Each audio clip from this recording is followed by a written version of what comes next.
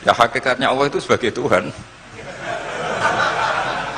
Terus cara mengenal Allah itu paling gampang, sehingga Imam Sibawayh bilang Allah itu a'raful ma'arif. Saya ngaji di mana-mana itu kampanye saya begini.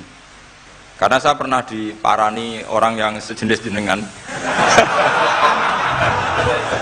Cuma lebih apa ya? Lebih fasik lah kira-kira gitu. Karena nggak santri sama sekali. Yang datang ke saya itu nggak santri sama sekali. Dia datang begini, Pak Mbak, saya mau Islam serius asal Anda bisa menjelaskan Tuhan itu siapa. Jadi nggak ada sopan-sopannya dia tanya. Terus saya jawab gini.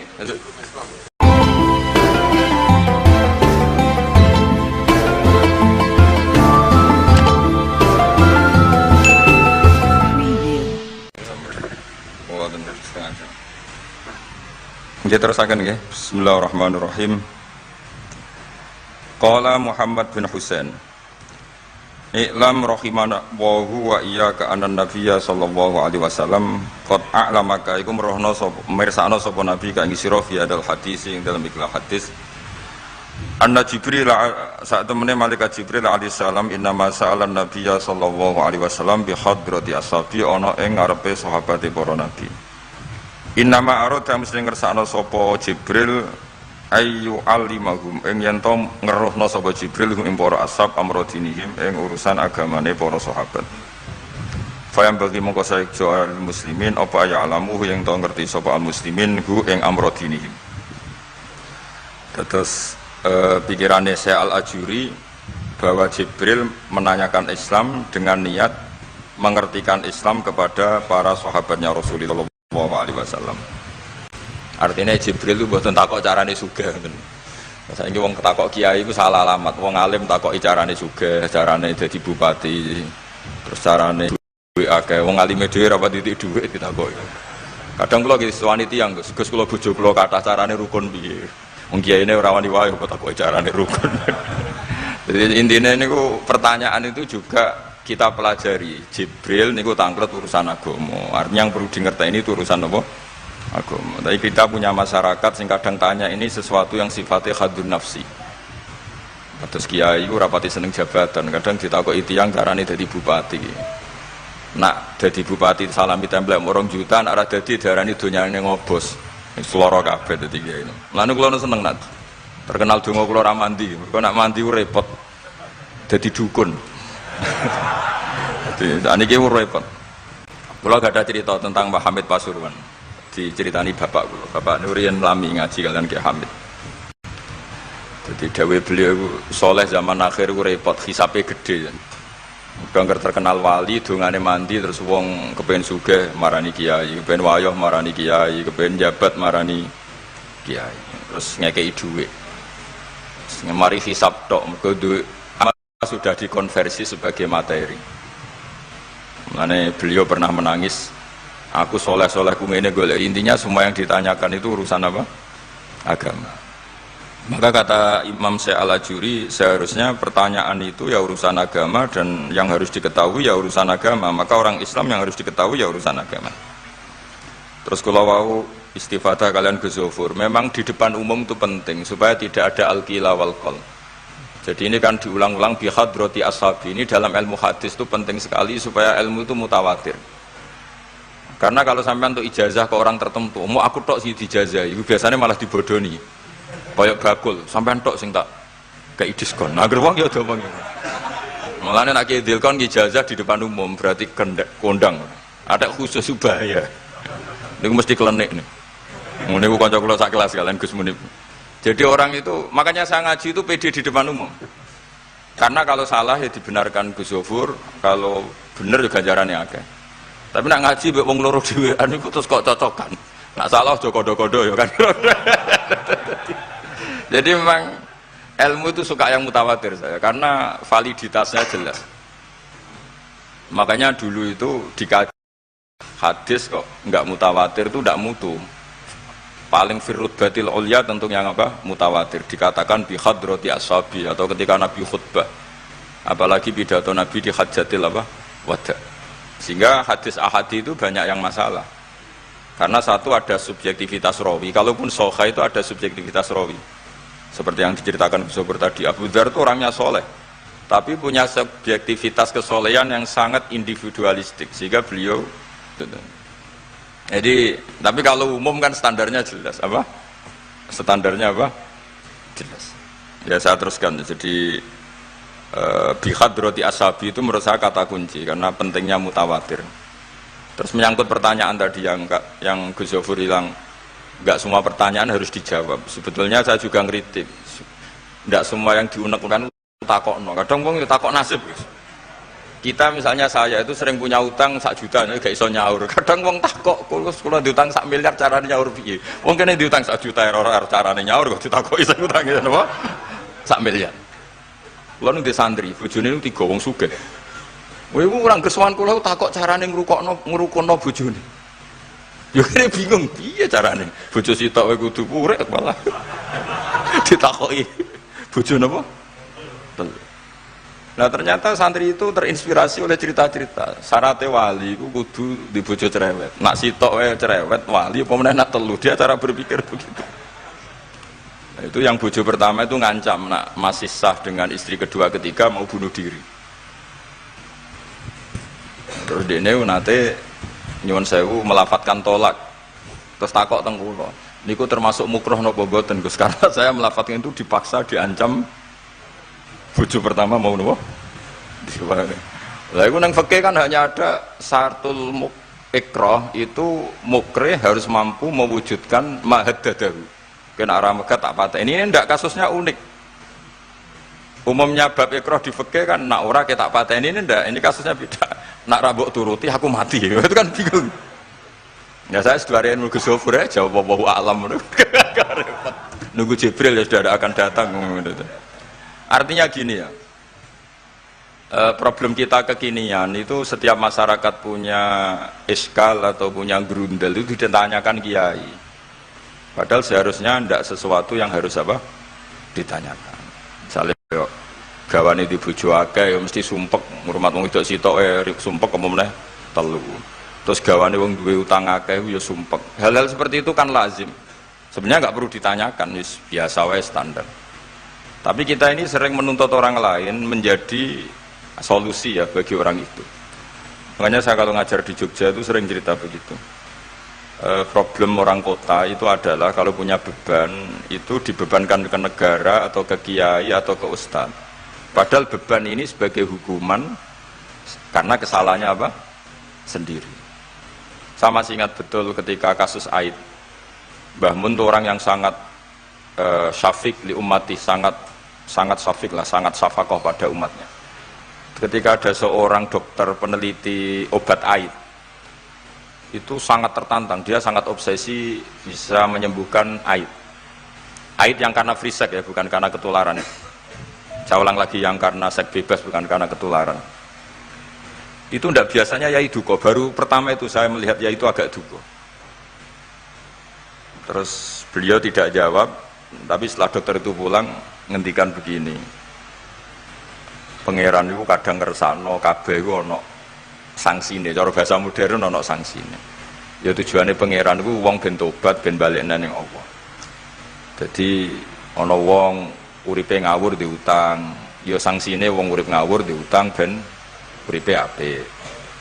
Intinya Mbah Mun mau ngendikan kesalahan itu pantese ya ana sangsine ben wong tobat. Lah saiki kiai iku nek ditakoki ngono berusaha cari solusi sanksi iku, padahal Allah kepengen memberi sanksi. Enggak sampean misalnya zaman mondok ora sregep terus bareng saiki dadi kiai bingung terus kula kan dadi solusi Gus kayak donga laduni. Wong pangeran ngekeki sanksi kuwe zaman mondok ora sregep. Ben ora rasane isin maca keliru di depan umum. Malah yo ijazah napa? Laduni. Jadi itu pelajaran bagi saya menurut saya. Jadi kata Mbah Mun la'allahum yarji'un itu la'allahum yantahun yang di Quran itu satu kesalahan itu pasti Allah itu menghendaki ada apa? Sanksi. Tentu maksudnya Allah baik supaya tobat. Tapi sekarang sanksi itu mau dihilangkan. Kadang konsultannya itu kayak bojo kepengen minggat. Sing lanang tak takoki kena apa? Mun lami Gus boten kula nafakoi. Ya aku yang mending normalnya aku minggat, aku terlambat bojomu kepen minggat saiki aku terlambat. Kudune wis wingi-wingi. Normalnya wong lanang ra tanggung jawab, mencen sanksine bojone minggat. Itu cara kula kiyaine memberi napa? Solusi. Tak tak minggate teng diteng tiang tuane. Ya berarti bojomu pinter. Wis ngerti sing lanang ra kena deloki melok wong tuane ya niku. Dadi nah seperti itu menurut saya semua kiai itu harus kayak saya dalam bab itu. Tapi mereka cari donga, piye bojo iki ra dicukupilah seneng. Terus golek akeh pengasih, golek jimat. Akhirnya bangun nanti cerita, sing kula malah tak kenang sih. Akhirnya kiai ini nganti lali ya. Ono wong melarat yo ijazah kiai. Berhubung kiai ini ku isin muni ra iso dijazahi duha mek donga.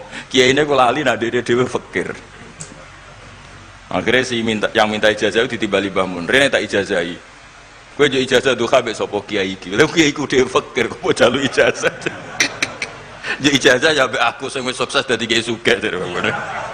Artinya apa? Bener ceritane Gus Zofur, gara-gara setiap pertanyaan niku memaksakan bisa jawab. Wis koyo ning pondok lho, wis karuan dene dhewe Joko Tuwa. Lho kok ngeke ijazah mahabbah. Dhewe ning pondok ganti Joko Tuwa. Itu di pondok mana-mana Gus, itu ada ijazah laduni. Padahal sing ijazah iku ya tau ra munggah. Sekolah iku ora tau munggah. Ngono dicawil ijazah laduni yo. Coba di pondok-pondok beredar gak ijazah ketemu Nabi Khidir? Beredar. Padahal yang ijazah juga gak pernah. Nah itu karena yang diceritakan seperti tadi, memaksakan bisa. Jadi karuan dekne dhewe ra iso ya santai wae. Nah, aku pengen ngipi ketemu Rasulullah itu beredar gak ijazah itu? Mungkin Pak Del kan yang pernah mengijazahkan itu. Tapi ora tahu. Sampe tahu ijazah niku Pak Zakaria. Oh, ya. Jadi ya ijazah itu terus ya. Karena Jubir Torekoh nih. Jadi intinya kalau tidak bisa ya bilang saja tidak bisa. Sampai apa jangan kita lupa tadi ya. Sampai lupa daratan tadi karena problem negara kita termasuk itu. Semua intelektual, semua pakar kalau ditanya problem negara itu semuanya jawab. Akhirnya kan gaduh. Semuanya punya rumus, semuanya punya versi. Akhirnya gaduh.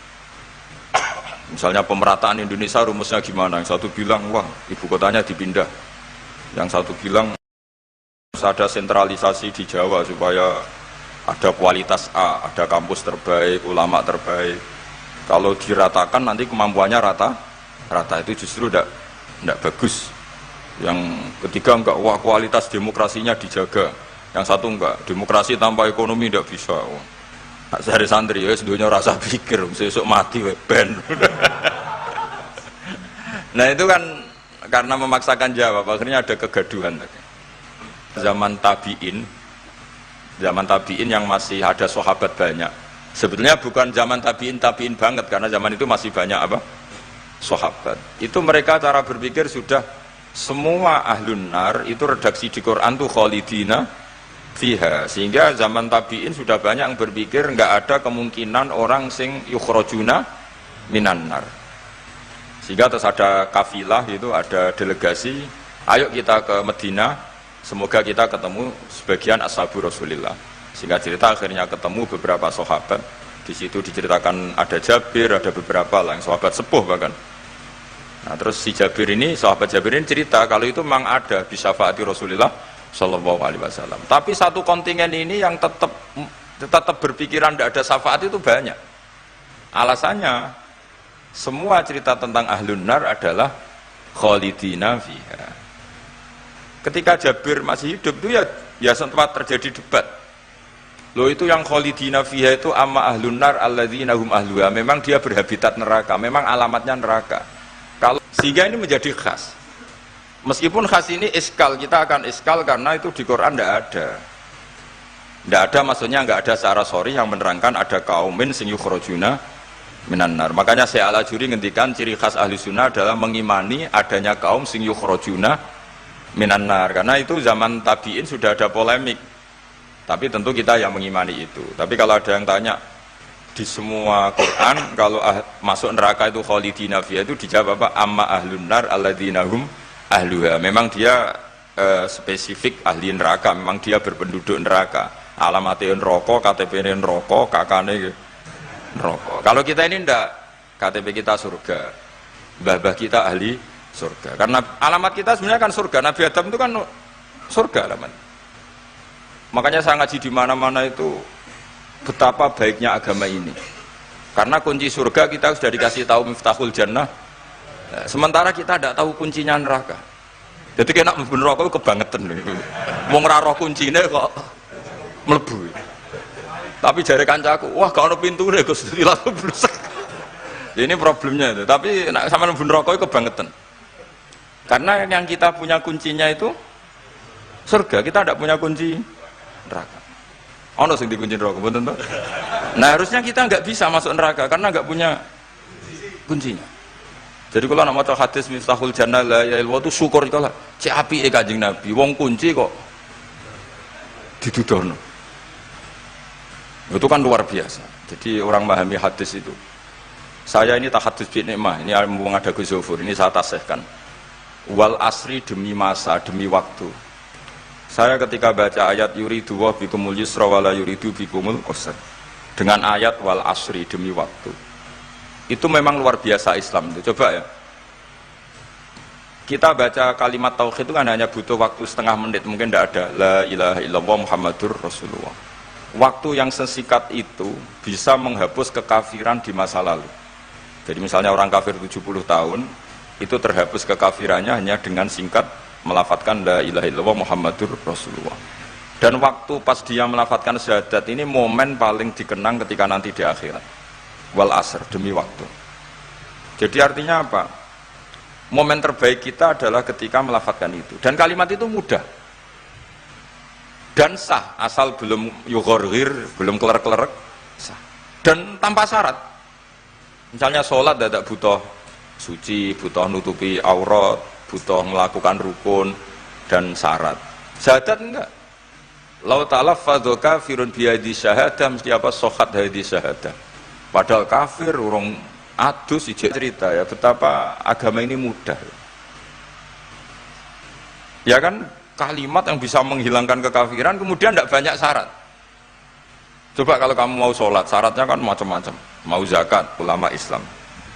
Ya, terus kita harus menghindari perilaku tertentu yang perilaku itu zaman Nabi sudah sangat diperingatkan. Misalnya yang masyhur itu Khawarij. Khawarij itu kelompok yang sangat soleh secara zahir. Yes, ibadahnya kata Rasulullah laisa siyamukum kasiyamihim wa qiyamukum kami qiyamihim. Jadi puasa kamu sahabat enggak sehebat puasanya orang apa? Khawarij. Ibadah kamu tidak sebanding ibadahnya Khawarij, tapi mereka sangat biadab. Ya murukuna minaddin murukosahmi minar ramiyah yaqra'unal Qur'an la yujawizu hana jiro. Dan diantara kesolehan yang berlebihan ini kata Nabi apa?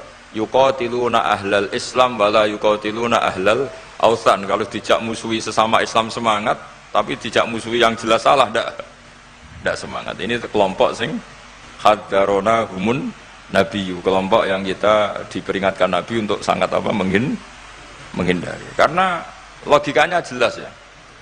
Orang yang kafir saja inginnya Nabi menjadi muslim dengan diajarkan syahadat. Tapi ini orang yang sudah muslim, seleranya Khawarij, dikeluarkan dari Islam. Tahlilan kafir, kuburan kafir, nyekelake kafir. Apa saja menjadi kafir. Ini pertanyaannya kan, inginnya seorang Nabi itu kan tentu dari kafir menjadi muslim. Ini yang sudah Islam menjadi kafir. Maka cerita-cerita di beberapa ulama, ini kenangan saya ngaji di sini. Ini sekaligus cerita penutup.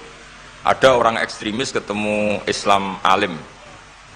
Terus ketika melihat ahlul ma'asi itu maksiat, ahlul ma'asi ketika maksiat, sedang maksiat. Sebaiknya orang-orang Islam seperti itu mau saya bunuh, mau saya bom. Ini yang cerita orang-orang alim ke saya. Terus kata si orang alim tadi, lau annahum matu, kalau mereka benar-benar mati khinal maksiyah itu aina masiruhum, lalu mereka kemana?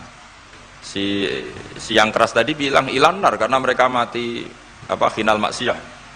Terus jawabnya yang alim tadi, dzalika muradan nabi, apa umat Islam mati kemudian min ahlin nar itu yang dikehendaki Nabi? Untungnya yang si ekstremis tadi agak alim. Ya enggak, Nabi inginnya umatnya itu ya mati tidak masuk neraka. Ya sudah, jangan bunuh sekarang, kasih kesempatan apa? Tobat. Untungnya si yang ekstrim ini termasuk min ahli ilm, dia nerima konsep itu, nerima. Itu jadi pelajaran dialog kealiman. Dan kita menjadi moderat bukan karena liberal atau sekuler. Memang kita baca hadis-hadis misalnya inna wuha yabsutu yadahu billail yatuba musiun nahar wa yabsutu yadahu bin nahar yatuba musiul lail. Allah yang Tuhan saja inginnya itu menunggu tobatnya mereka, bukan mengakhiri mereka dalam keadaan tidak tobat. Jadi ini supaya jadi paham, menjadi khas kita. Ya Allah yang Tuhan saja inginnya kan menunggu tobatnya mereka, bukan malah tobat itu kita hentikan ya dengan dibunuh ketika maksiat. Itu artinya kan kita tidak memberi kesempatan tobat. Sama sih ingat Mbah Mun sering cerita ke saya, aku corokon mileh, kata beliau, aku corokon mileh iku yo ora pati seneng ono terlalu tegas, terlalu apa, mergo Allah wae ngekei kesempatan. Ya tadi, apa logikanya kan Allah saja, misalnya Allah Ta'ala selalu membuka tangannya di malam hari supaya yang tadi siang maksiat tobat di malam hari. Terus Allah membuka tangannya di siang hari supaya yang tadi malam maksiat tobat. Intinya Allah Ta'ala itu menunggu tobat, bukan menghentikan asbabit taubat. Sehingga tradisi guru-guru kita, ya utamanya Mbah Mun, itu sama-sama saja baik. Bukan karena baik sama orang fasik, bukan. Tapi implementasi dari menunggu tobatnya orang fasik, dan tentu itu butuh tarbiyah, butuh syafaqah, butuh kasih sayang, butuh. Saya masih ingat ketika beliau baca kitab karangannya Imam Sa'roni itu, Tambihul Mukhtarin, itu diantara madzhab Imam Sa'roni itu Al-Hikmah Dolatul Mu'min, itu beliau juga menambahkan wal fasik Dolatul Mu'min. Bukan sekedar Al-Hikmah Dolatul Mu'min, tapi Al-Fasik juga Dolatul Mu'min. Karena ketika seorang mukmin fasik ini seperti barang yang hilang, dia tercerabut dari akarnya, yaitu akar keimanan dan keislaman. Maka kita-kita, kata Imam Sa'roni, kita-kita sebagai orang soleh harus menemukan mereka atau mengambil mereka untuk dikembalikan. Jadi ini komitmen kita sebagai murid Mbah Mun, sebagai murid Syekhina Al-Abenya sudah ada amal. Itu saja inginnya Allah sama orang Islam, kaumun yukhrajuna minan nar, bukan malah diblesno gitu.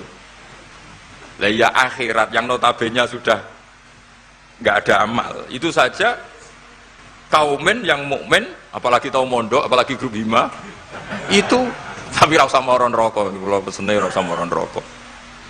Itu inginnya itu yukhrajuna minan nar. Makanya kalau baca hadis itu harus ada dzau. Selain ilmu itu harus ada dzau. Betapa syafaqatu Rasulullah sallallahu alaihi wasallam. Inginnya semuanya itu yadkhulunal jannah. Kalaupun ada yang masuk neraka, yang orang Islam tuh, tetap obsesi Rasulullah, cita-cita beliau adalah yukhrajuna minan nar. Makanya masyhur itu, wala sawfa yu'tika rabbuka fatarda. Jawe Nabi bi la arda wa wakhidun min ummati finnar. Saya tidak akan ridho ya Allah, tidak akan puas wa wakhidun min ummati finnar. Satu dari umatku min ummatil ijabah minan nar. Makanya saya setuju dengan saya Al-Ajuri, kita sebagai ahli sunnah diantara khasnya apa? Iman adanya kaum sing yukhrajuna minan nar. Pun nggih ngoten. Sampai waduh kok dibaca Arabnya saja. Nah, ini nurut Bapak Gus. Mimman khadzarona tadi siapa? An-Nabi. Anaman saat temne wong abadah kang nyembah sapa man Allah azza wa jalla fa ya'lamu mongko ngerti sapa man anna wa azza wa jalla mutaliun kundat sing ningali ala amalihi ing atase ngamale wong ya'lamu pirsa sapa taala sirruhu ing rahasiane wong wa alaniyatahu lan alaniya wong sing ngamal sing jelas wa ya'lamu lan pirsa sapa taala mak ing perkara tufi kang nyamarno sira min amalika saking amal sira wa malan perkara tubihi kang ngetokno sira ing amal wa malan perkara turidu kang ngarepno sira bi ilmika kan sira. Kowe ngarepno bi ilmika misale Allahu turidu am ghaira. Dadi maksude Allah ana ta kowe ngamal iku ngersakno Allah turidu am ghairahu. Dadi maksude Allah tahu amal kamu atau ilmu kamu. Apakah amal kamu ilmu kamu untuk Allah? Allah turidu am ghairahu. Apakah kowe melakukan amal itu karena Allah apa enggak? Ya'lamu pirsa sapa ta'ala asirra wa akhfa. Ya'lamu pirsa sapa ta'ala khainatal ayuni ing mripat sing khianat. Wa amalan perkara tufi kang nyimpen apa suduru apa dodo. Ya lamu pirsa sapa wa ta'ala ing perkara antum kang te sira kabeh ku alihi ngatasi ma. Fahdaru mongko wedi sira kabeh ing Allah. Mesti wedi Allah dengan makna mendekat ke Allah. Faman mongko te sapane wong roa iku jaga sapa man hadhihi ing ikilah halah. Lah bojo pertama iku ngancam ora dipegat gini-gini. Akhirnya dia nang ngarepe talak pada bila Di belakang ada mic di belakang. iku kepegat tau ora. Neng aku yo muni ngene. Aku yo muni ngene. Namun ya seminggu aja. Untungnya takut itu kan lebih seminggu, tak akali ini. Ya sekian mungkin bro, misalnya ini kepegat di jadi indah. Akalin aku tak misalnya tanggalin, aku kan juga. Untungnya tanggalin orang. Tapi kan jawaban ngono kan koyo gak abadi. Nah, ono pertanyaan seperti itu.